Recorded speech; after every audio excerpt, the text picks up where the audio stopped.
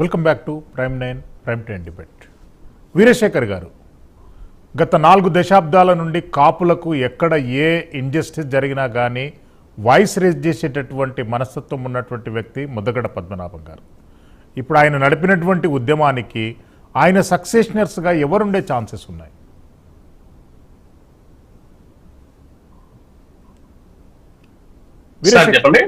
వీరశేఖర్ గారు,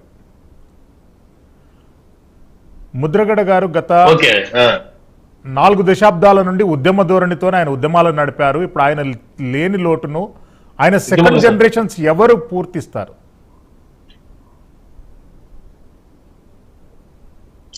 ఎవరు పూర్తిస్తారు, ఎవరు నడుపుతారు అనేది, కాపు ఉద్యమం అనేది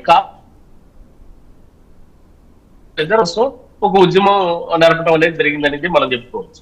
కాపు ఉద్యమం అదే కాపు రిజర్వేషన్లు అనేది ఎవరైతే కల్పిస్తారో, రిజర్వేషన్లు ఎప్పుడైతే ఒప్పుకుంటారో, ఇది ఆ రిజర్వేషన్లు ఎవరైతే కలుపుతారో అక్కడి నుంచి ఈ ఉద్యమం మనం అనుకోవచ్చు. కానీ ప్రజాస్వామ్యబద్ధంగా ఏ రిజర్వేషన్లు అనేది రాజ్యాంగబద్ధం కాదు.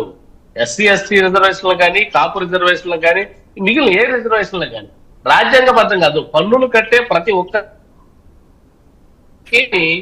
అనుభవించే బాధ్యత, దాన్ని అనుభవించే హక్కు ప్రతి ఒక్కరికి, దాని మీద ప్రతి ఒక్కరికి ఉంటుంది. కాబట్టి ప్రజాస్వామ్యంలో రిజర్వేషన్లు ఇవన్నీ ఎటువంటి ఇది కాదు. కానీ ఎస్సీ ఎస్టీ రిజర్వేషన్లు కొనసాగుతున్నాయి. ఆర్థికంగా సామాజిక వర్గానికి స్వతంత్రానికి పూర్వం రిజర్వేషన్లు ఉన్నాయి కాబట్టి వీళ్ళు రిజర్వేషన్లు అడగటం అనేది సమంజసం కావచ్చు, లేకపోతే వాళ్ళకున్న సామాజిక బాధ్యత కావచ్చు. కానీ రాజ్యాంగబద్ధమైనది కాదు. దీనికి కొనసాగించకపోవటం అనేది అది రాజ్యాంగపరమైన హక్కు కాదు, లేకపోతే ఇదేమి పెద్ద స్వతంత్రం కోసం పోరాడే ఇది కాదు. కాకపోతే ఆ సామాజిక వర్గానికి కావాల్సిన రిజర్వేషన్లు ఎవరైతే కల్పిస్తారో, ఎవరి ద్వారా అయితే అవి సమకూరుతాయి, లేకపోతే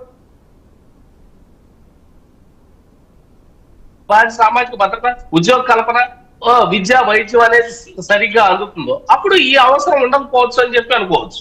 మిగిలిన అన్ని సామాజిక వర్గానికి, ఒక కాపు సామాజిక వర్గం.